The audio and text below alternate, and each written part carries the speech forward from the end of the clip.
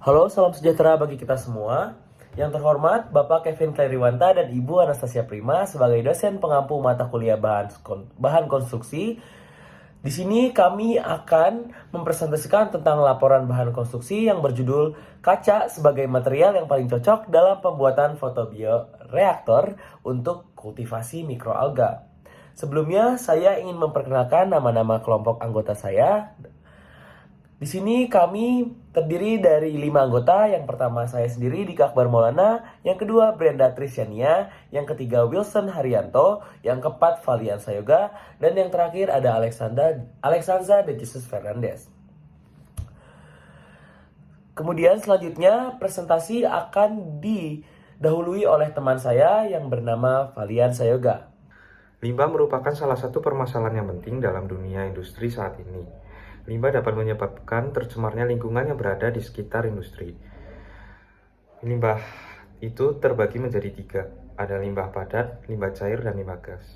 Limbah cair merupakan limbah yang paling sulit ditangani hingga saat ini. Limbah cair pada umumnya akan langsung dibuang ke sungai yang menyebabkan tercemarnya sungai yang berada di daerah industri tersebut. Nah, pengolahan limbah itu dibagi menjadi 3 cara. Ada cara fisika, cara kimia, dan cara biologi. Cara kimia dan cara fisika itu lebih praktis dan lebih sering digunakan.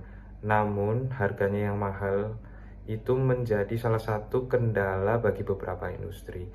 Maka dari itu, salah satu alternatif untuk mengolah limbah yaitu cara biologi. Nah, salah satu cara biologi untuk mengolah limbah itu menggunakan mikroalga.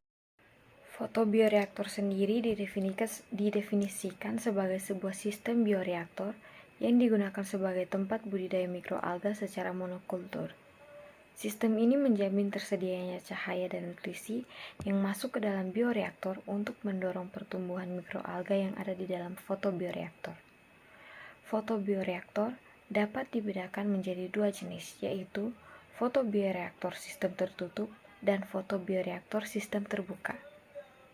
Seperti apa yang telah kita ketahui bahwa dalam pertumbuhan fotobioreaktor dibutuhkan cahaya untuk membantu laju pertumbuhan fotobioreaktor. Nah, material gelas atau kaca ini dapat memenuhi kebutuhan tersebut, di mana kaca memiliki kelebihan yaitu kaca dapat ditembus oleh cahaya sebesar 80-90%. Kaca juga dapat menyerap panas matahari lebih baik dari akrilik. Nah, hal ini itu dapat membantu pertumbuhan fotobioreaktor. Lalu kelebihan kaca lainnya yaitu dalam segi ekonomi. Biaya yang dikeluarkan untuk material kaca itu tidak diperlukan biaya yang lebih karena material kaca itu relatif murah. Namun, kaca juga memiliki kekurangan. Kekurangan tersebut yaitu kaca itu dalam pembentukannya itu relatif sulit karena harus melewati fase peleburan terlebih dahulu.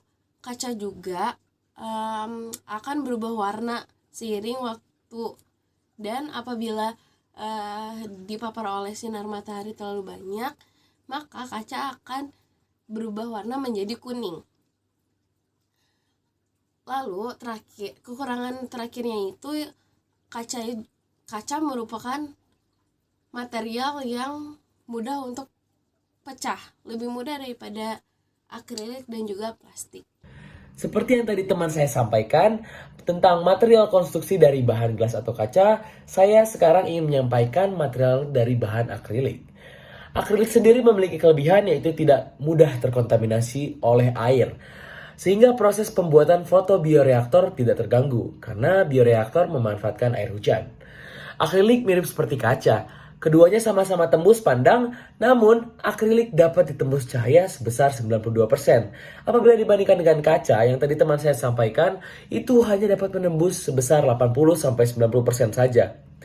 Akrilik juga tidak berubah menjadi warna kuning dengan cepat apabila terpapar matahari dalam berkelanjutan. Untuk kekurangannya sendiri dalam akrilik yaitu mudah sekali tergores oleh benda tajam.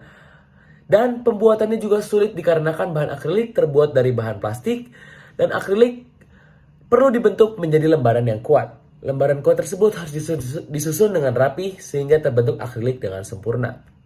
Kekurangan lainnya yaitu dari segi biaya yang dibutuhkan cukup banyak, sehingga mempengaruhi dari segi ekonomi. Dengan biaya yang dikeluarkan tersebut, kita akan lebih sulit apabila menggunakan akrilik sebagai bahan bioreaktor. Oke, jadi bahan konstruksi yang berpotensi untuk pembuatan fotobioreaktor yang terakhir adalah plastik. Plastik ini sangat berbeda dari gelas, kaca, maupun akrilik. Dikarenakan plastik ini sangat fleksibel sehingga mudah dibentuk dan mudah dibersihkan. Daya tahan yang dimiliki oleh plastik pun juga sangat awet, dikarenakan tidak mudah pecah dan tidak mudah tergores, berbeda dengan gelas dan akrilik. Kekurangan yang dimiliki plastik adalah tidak mengantarkan panas dan sukar tembus cahaya. Hal ini sangat mengganggu untuk laju pertumbuhan fotobioreaktor, dikarenakan kita semua tahu bahwa fotobioreaktor itu sendiri sangat memerlukan sumber cahaya dan sumber panas yang sangat baik. Dapat disimpulkan dari ketiga bahan, gelas, akrilik maupun plastik adalah bahan konstruksi yang paling tidak direkomendasikan untuk pembuatan fotobioreaktor. Oke, next.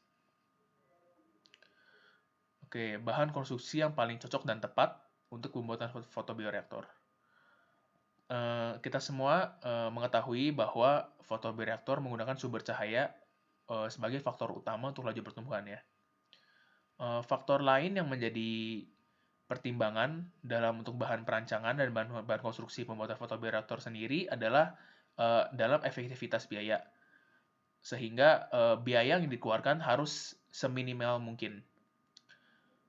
Dari hasil penelitian dapat disimpulkan bahwa ada dua bahan konstruksi yang paling tepat dan paling cocok untuk membuat fotobioreaktor. Bahan tersebut antara lain kaca dan akrilik. Kaca dan akrilik memiliki kelebihan dan kekurangan masing-masing. Kedua benda tersebut pun juga memiliki kemiripan. Di sini akrilik dapat menembus cahaya sebesar 92%, lebih tinggi dibandingkan gelas maupun kaca yang hanya dapat yang dapat menembus cahaya sebesar 80-90%. Sementara untuk menghantarkan panas, kaca memiliki keunggulan di mana 20% lebih tinggi dibandingkan akrilik. Perbedaan untuk menembus cahaya tidak terlalu jauh, tidak terlalu signifikan. Sementara untuk menghantarkan panas, kaca memiliki unggul. Untuk harga dari segi ekonomi, dalam segi efektivitas biaya pun, kaca jauh untuk harga kaca lebih terjangkau dan lebih murah.